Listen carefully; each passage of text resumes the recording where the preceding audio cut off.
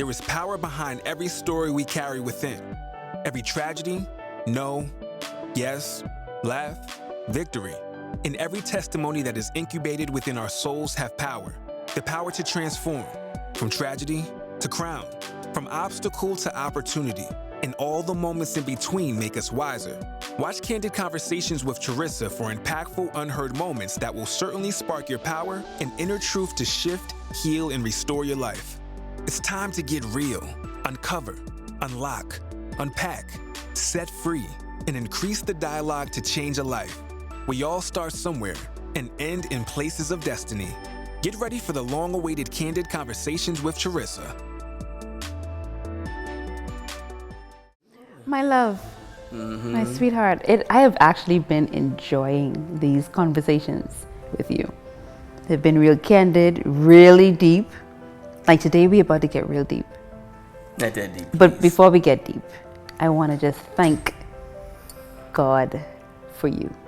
It is Thanksgiving. Everywhere in the U.S., I think, it's celebrating Thanksgiving. I know sometimes there's a different meaning behind the whole Thanksgiving history, but still, I'm thanking God for giving me you as my supporter, as my partner, as my friend, as my lover. You do that too much. What I do? You give all them words. And then what? I get about 3 words. So now when I say something, I look like the jerk, like, oh, he didn't express himself as much. But Thank but baby, you name mine, so I know what to expect. Do you? Yes. You don't seem so at times. But carry on. I know. Like, why don't you tell me more? We had the same conversation a couple of days ago. We did. Yeah. About missing you and me not being there. You asked me, oh, did you miss me while you were gone? So yeah, baby, I told you I missed you. And then that was it. You won't say it no more. Right. This time I'm missing you like crazy, and I just wanted to hear more. Right.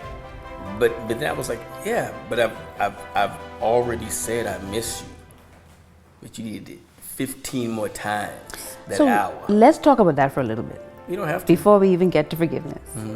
Why is it, or what is it about the male species, I guess, that, and maybe I'm answering my own question because I think it's different, but what is it that women, we want to hear more? We want to hear more, we want to feel more, we want you to say I miss you today, and we want to hear the same thing tomorrow. We want to hear I love you today and tomorrow. But then for y'all think when y'all say it on Monday, it should be good until the next 2 weeks. And then you say it 2 weeks, two Mondays from there, and then boom. That's just the difference in how we're made. So then what are we supposed to do? But I think here's what happens. I think What are we supposed to do? I'm going to try and tell you if you didn't cut me off, I'm going to say it right there. But that's what happens, right? There's this huge push for guys to understand your woman, understand your wife. But there are no pushes for women to understand their man. There's just this thing that a guy is supposed to do everything to understand her, but there's nothing where she should understand him. But if you're in a relationship, right, which is going back and forth, there has to be understanding of each other. But the reality of it is, God made us different. And so oftentimes, I think the disconnect is you're expecting me to respond to you like you respond to me. But I'm not you, I'm me. So we also have to understand not just the differences between the species, but the differences between people. Like, I understand that's who you are. But not once have I ever said, that ain't like me, so don't do that. I just need you to say it one time a month and then I'm good. No, because that's who you are. I appreciate who you are. Listen, I say this a lot. Like, I'm a lot. You a lot. Listen, I'm too much. Sometimes I'm too much for my damn self. So I would not want to live with another me. So that's what I got you for. So stop trying to get me to be like you. So when do I get all this a lot from you? Like when they gonna give me all this a lot? There's too much. Because if I got that, I'll be happy. I wait for this too much. No. When I say a lot, that's the part when you be calling me the jerk. Like, that's the lot. Oh, no, keep that one. Right, yeah, no, right. We didn't want that. Let me be me. So here's what I understand. In this few minutes we've been talking, here's what I understand. You remember these little bit of words you say you had? You only had a little bit of words when I wanted you to, show some gratitude towards me? and you know what to say. You had a whole lot of words just now when you was passionate about talking about that. Talking about how we need to understand y'all. You see how you gave all those words to get me to want to understand you as a man, and it's important? I totally get it. But where you find all them words from? I've always had the vocabulary. That's not the issue. Here's what I think oftentimes. So where's your gratitude for me? It's Thanksgiving, boo. Tell me. I'm listening. Well, I'm thankful that you're gonna do most of the cooking, and I'm gonna do most of the eating. But you know, actually, when we talked about this some time ago in one of the other episodes, right, about shifting and changing mindsets, whereas you know, the previous mindset could be, you know, about what I get, as opposed to now, you know, what you're giving. And so, like, and it wasn't until about, I ain't gonna lie, about a week ago, I'm like, man, it is a, I get the honor or the privilege to actually be her husband, right? But I think hold on, don't go so fast. Honey, I gotta get these. I gotta relish in these when I get them. Because you don't say this to me all the time. I know, say it again. Say it again. The words I just gave you. Just say it again. Exactly how you said it. Right, I'm gonna get real soft there. So, and a privilege that I get to be your husband. I don't know. Maybe it's in all relationships. I don't know. Maybe it's, you know, friendship, relationship, marriage, whatever ship. I think oftentimes it becomes about what do you get out of the deal, right? It's like, what's in it for me? And that's really how we treat life. What's in it for me? How do I benefit? How do I prosper? How do I level up? But I think in some regards, marriage is probably the exact opposite, right? I think it is the only institution. I don't want to say that, because I know they use the word institutions, but you know, prisons and mental hospitals are also called institutions. So I don't want to use it from that perspective. But I think it is what's unique about marriage, and I think I'm teasing this out myself now. I think the only way for it to probably work is to go counterintuitive to everything you've ever known. Meaning, you have to be like, I have to go into it saying to myself, I want nothing out of the deal, right? I'm not looking to get my needs met. I'm not looking to satisfy anything for me. All I want to do is satisfy her needs, right? Now, the flip side of that is she has to do the same thing To you. She does the same thing to him. So I think what happens then, each person gets their needs met without the selfishness that goes into it. How can I get her to do this for me? So I'm just teasing it out. So maybe next week we can put some practical application to this. I don't know. Absolutely. And I think as we flow into what I really wanted to focus on is, like, there are times when I have to ask you to forgive me for doing the very thing that you say we do as humans, but as women. I have to apologize and ask you to please forgive me for wanting you to be something other than yourself, or wanting you to be like me, or forgive me for not allowing you the time to make the adjustments once you've understood or understand what I need and the changes you need to make in order to make this work. Because it requires time. Like you say, change is hard for everyone and everybody. And depending on how long you've been doing the same thing over and over again, it's going to take time. And so let me start by saying, please forgive me. I apologize for not always, but sometimes wanting to just receive versus giving and not even thinking about whether or not there's going to be a reward at the end of my giving. But just giving in hopes that, you know what, he has my best interest at heart and he is going to give to me. His giving is going to come in a totally different way from what mine looks like. And I'm saying this to you now, but this is where I'm at in my growth with us as now a union, a one bona fide unity. Like, I'm working on understanding that my husband is unique. He's not going to do things, say things the way I want and not like me. And I have to love him where he's at. Where he's at, and allow him to, as he grows and matures, to our relationship, as we know it, and as we work with it and make it work, I'll eventually I'll get what I want and what I need, and vice versa. So we can, I guess, vow at this point that we will be more givers and not just takers. Yeah. More givers and more receivers. Yes, and I forgive you regardless. Honestly, I've noticed that the past couple of weeks, I'm like, yeah, she's been apologizing a lot more. Now, my spidey senses say to myself, is she really apologizing, or is this some kind of sham, some kind of trick trying to pull you into? No, seriously. So I'm like, first of all, it's not like you. So you're noticing a change? This is good. Yeah, like in This the last is 2 good. weeks, I'm like just out of the blue, where it's not something that I brought to your attention. You say, hey, earlier I did this, or earlier I said this, and I need to apologize. And I'm like, okay. And that's what happens when you learn better. Like when you learn better, you know better. It doesn't make any sense to just stop there. You don't get the outcome by just knowing better and learning better. Okay, fine. Once I know better and learn better, now I have to apply it and do better. And so, I went to a retreat a couple of weeks ago, and it was literally a retreat that focused on me. I focused on the participants that were there. And you were able to take off your cape as a superhuman and just expose yourself to the work of healing and the work of forgiving yourself and the work of going through what you need to. And there I learned some of the things that was stifling me from being like really happy in all areas of my life, my marriage being one. And part of it was I understand and understood so much better that I'm wanting you to be at a certain capacity that you may not be at.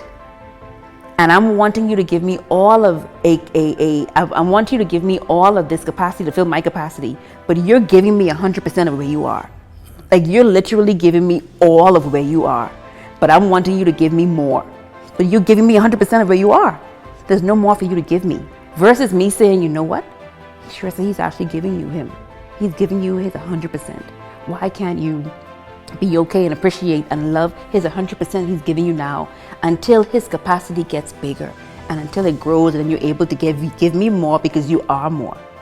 So when I say I'm loving you for you, I'm loving you for where you are and who you are now, and being okay with, you know what? I'm okay with his capacity, because guess what?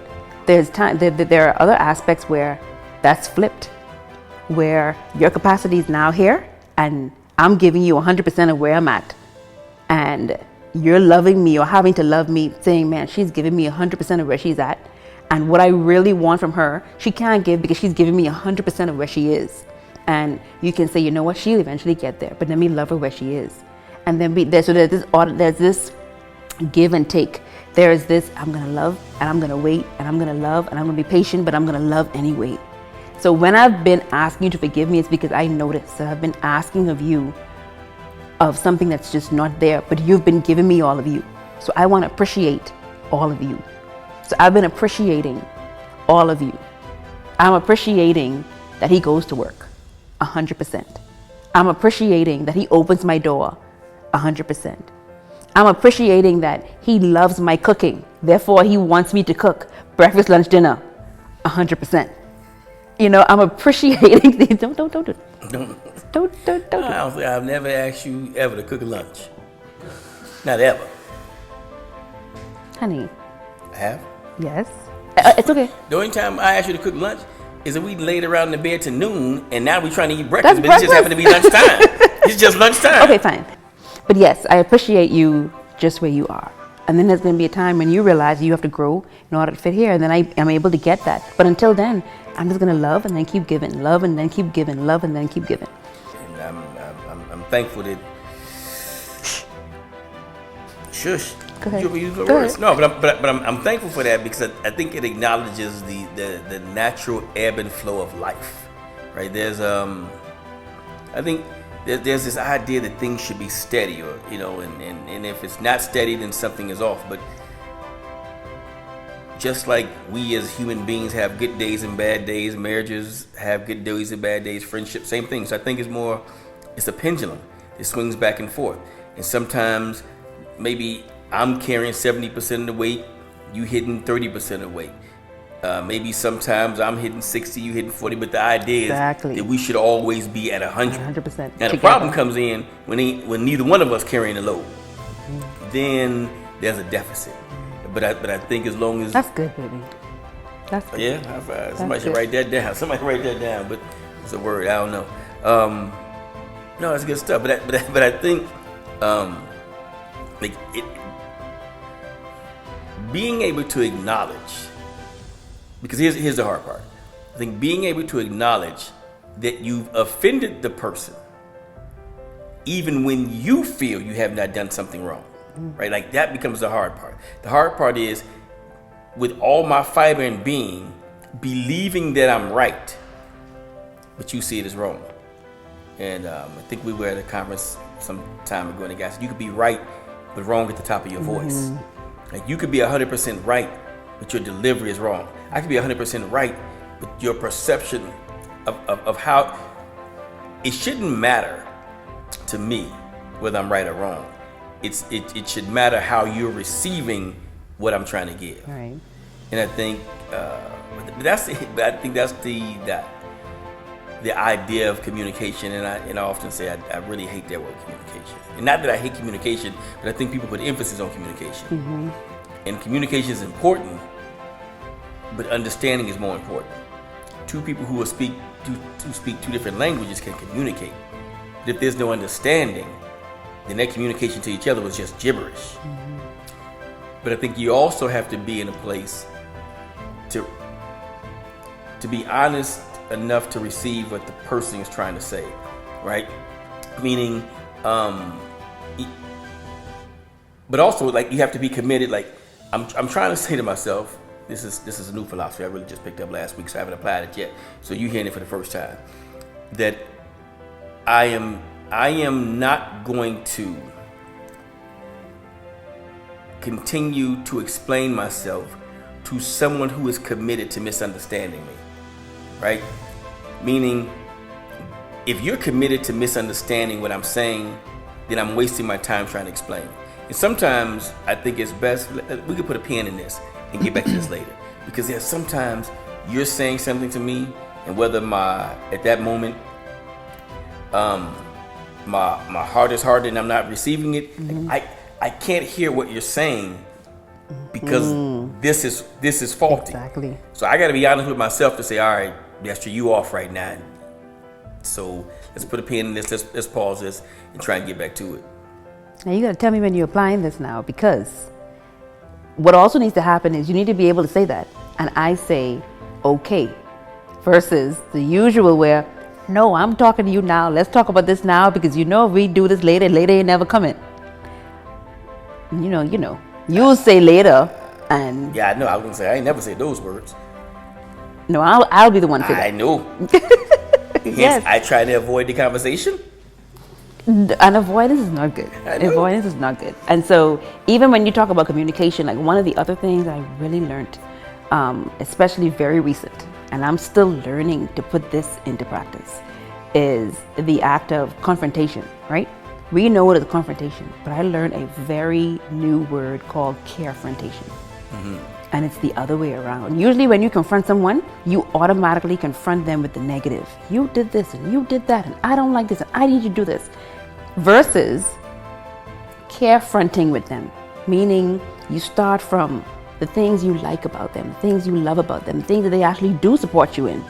And then say, and you know what would support me? Or you know what I really need you to do? So by the time you have now told them pretty much what they've done wrong, you've increased them so high that by the time they do fall into, oh, she just got me, they're still falling on cushion. They're still falling on, but she just... I'll tell you right now.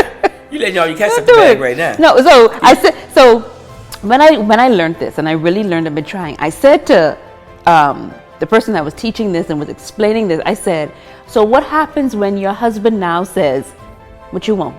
You come with all this goodness, you come, you praise him, you rub his head, then he gonna want to know what you want. What she setting me up for something. No, first of all, I've never said that. You don't have to. No, here's what I'm saying right now. What? Like you've been Mr. Miyagi and me the past couple of weeks. I have not. Oh yeah, because you've been like, you know what would really support me right now? If you would do so and so, so. And they're like, oh, she's looking for my support. And it's because, like you say, you could be right and wrong at the top of your voice. And I've been doing it wrong. Now, that's a high five right there. Don't leave me hanging. But here's what I also Wait, let me finish. Let me do this now before I get all weepy. I've been doing it wrong. And I've been coming at you on various things the wrong way, which is why, number one, you don't receive it. Therefore, there's no change, or there's even no peace. And so when I realized that, no, you don't come at someone that way. You don't come attacking. I've been guilty for coming that way. And so again, I ask for your forgiveness and giving me the patience to, as I work through this thing called communication and carefrontation, and as we work through this marriage, because marriage takes work, that that I'm allowed to say that and literally mean that. Like, it really would support me if you did this. Like, it really would make me feel so good. So I said to you, I love when you came in the room. Like, I really, really do. And you said, okay, baby, I'll try and come in there more. And that's all I wanted. Like, I love when you tell me you miss me. I love when you tell me. And so it really makes me feel good. It really supports you versus me saying, what you need to do is this, you totally close your ears to that. You ain't miss me? You ain't miss me? Huh, I know you ain't said it. Exactly. That's how I know, Nika. So please forgive me. You are forgiven. Now, I'm going to ask for a little forgiveness too, all right? Tell me. This forgiveness is in, not understanding what you mean when you mean. But this goes back to the very beginning. I said, people are different. You say to me, honey, are you going to take out the garbage? I say yes. I mean, I'm going to take out the garbage the next time I go that direction. But you're saying, are you going to take out the garbage now? And so I'm agreeing to what you're asking. But then I'm getting upset. Well, I said I would take it out, but you're upset because I'm not doing it fast enough. But that goes back to just how it goes back to our own expectation. So I'm saying, absolutely, baby. You need the garbage taken out? I am going to take that garbage out for you the very next time I go to the alley. However, I don't plan on going to the alley today. But tomorrow, when I head that direction, because tomorrow I have to let the dogs out, so I'm going that way tomorrow. I'll take it out. Because I'm saying to myself, this garbage will still be here tomorrow. And you're like, no, I need the garbage moved now. But that's where the push and pull. I'm like, what's the big deal? Why? So I'm apologizing. Not because I didn't take the garbage out. But for my inability to recognize how you ask questions, but what is your expectation behind the question? And so, sorry, boo. It's okay. But I'll also say this in front of everybody. I've dropped the ball a lot too. Now I've dropped the ball a lot, so I've needed a whole bunch of forgiveness. But here's what I didn't understand, but I understand now. That you cannot talk your way out of something you behaved yourself into. Wait. Pause. Say that again. You cannot talk your way. You talk your way out of something you behaved yourself into. Right. So you actually have to. But this is where the whole, ask for forgiveness, and then you expect the person to give the forgiveness right away. But the reality of it is, you've behaved yourself into the problem. You have to behave yourself out of the problem. Hence the consistency. The consistency that you say I lack all the time. Not all the time, baby. Just I know. You say the only thing I'm consistent with is opening the door. In fact, no. What you said was the only thing. I'm going to use my behaving accent now. You said the only thing you consistent with is being inconsistent. Yeah. Don't slide. You're actually doing better, baby. You really are trying. I'm trying. You are trying. I'm trying. Good. Nope, still there, boo. I'm gonna get this. Right. Got it? Oh, with it. But yes, and forgiveness is one of those things where, and I want us to just end briefly with what forgiveness isn't, Because I think people use and abuse forgiveness, still looking for what they can get out of it. And we all know that forgiveness is not a head issue, it's a heart issue. And again, it's not for the other person, it's for you. Forgiveness is a vertical act. It is a vertical phenomenon in life. It actually isn't horizontal. It's the vertical act that needs to happen first that actually causes some effect in the horizontal relationship. And so to just say I forgive you when really and truly in my heart, did I? Because if I didn't, it's going to show. So one of the things that I will say, and you can give the other, is what forgiveness is not. Is forgiveness isn't forgetting. Those are two different things. And sometimes people think that, oh, you know, she's forgiving me, or I've been forgiven, that she's going to forget. No, we remember everything, especially the older we get. I find forgetfulness more in kids.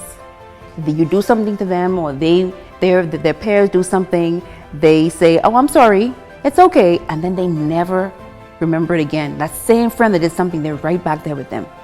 And then as we get older, we get more information, then we start to now get more hurt, and then we start to feel rejection, we start to feel fear, and all these things start to cause. Now when someone say they forgive you, you don't, or when you say you forgive someone, you don't forget. And there's this obvious. So the truth is, forgiveness at this point really is not forgetfulness. That takes time, and that also takes intentionality. Because you and I, another thing that I have to ask for your forgiveness for is, we've been very guilty on bringing up the past, on bringing up what happened 2 weeks ago, 2 years ago, a year ago, that hurt, that caused the mistrust, or that caused the hurt or the pain. Versus saying, I've forgiven him, I need to make myself not bring up anything and rehash anything, and allow God to deal with me in that way.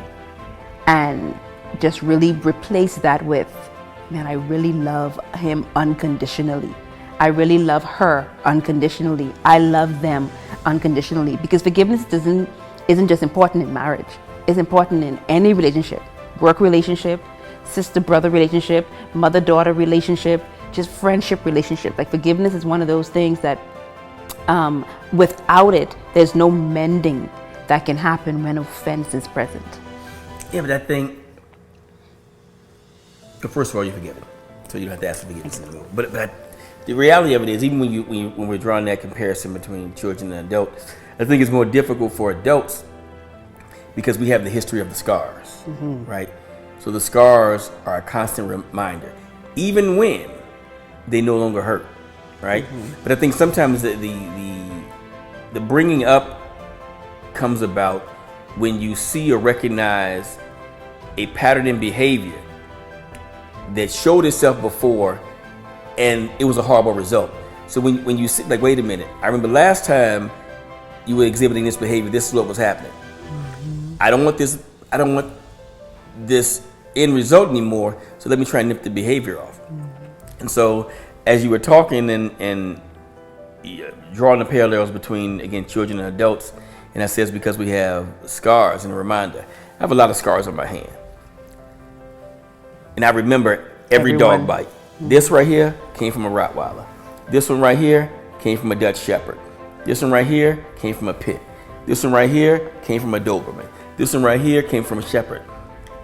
I no longer feel the pain. Which one came from you? Go ahead. When did you bite me, baby? Not yet. Go ahead. Remember, that's tonight. All the scars that I have, they are still visible. So they are constant reminders that I've been bitten a few times by dogs, although they no longer hurt. And so many times we're reliving wounds because we can still see them. We're reliving the trauma because we can still see them. Now, that may be different, you know, when you start talking about emotional traumas and things like that, but every bite that I have on my hand that is visible, or when my clothes are off that are on my leg, I remember every dog that ever did it. So I think oftentimes that's what happens in relationships. I can still see the scar. So as long as the scar is there, it is a reminder that this thing happened. Do you think it's possible to heal with time? To heal from that? To be able to look at that scar And instead of it giving you a negative, it gives you a, you know what, I went through this in life. This is the lesson learned. I can learn from this. And it not be a negative response versus a positive response. Oh, absolutely. Okay. Because I tell you this, every bite that I have, and I can't count how many it is, I know the mistake I made when that dog bit me. You don't do it again. So I say to myself, don't do that no more. You'll be a fool. Right. And so the scars oftentimes are the reminders, because the dog was doing what it was trained to do. Mm-hmm. The dog was doing what it was supposed to do. I made the error. And because I made the error, I have to now deal with the consequence of the error that I made. And don't fault the dog. I made the error. Mm-hmm. And so I think oftentimes recognizing the error that you made, even if you are the offendee. Okay. Because sometimes there are behaviors that you could have done that contributed to the response that you received. And but I was going to say more than likely that's always the case, but that's not true. Right. It's not always the case. Sometimes it is. Sometimes it is, and it takes two to tango when you get that cliche from. That's always true. But honey, this conversation was amazing. Like, can we keep doing these? Can you keep coming on? Oh, absolutely. Here's what we can't do. We can't I can't keep sitting like this. Okay. I'm telling you right there, this leg here, he hurt. Okay. Well, thank you so much, my love. You just need a bigger couch, boo. I'll forgive you. I'll forgive you. Oh, sweet baby Jesus. Oh. Till next time. I love you. And she know I don't like getting no lipstick on me. All right. Okay, bye.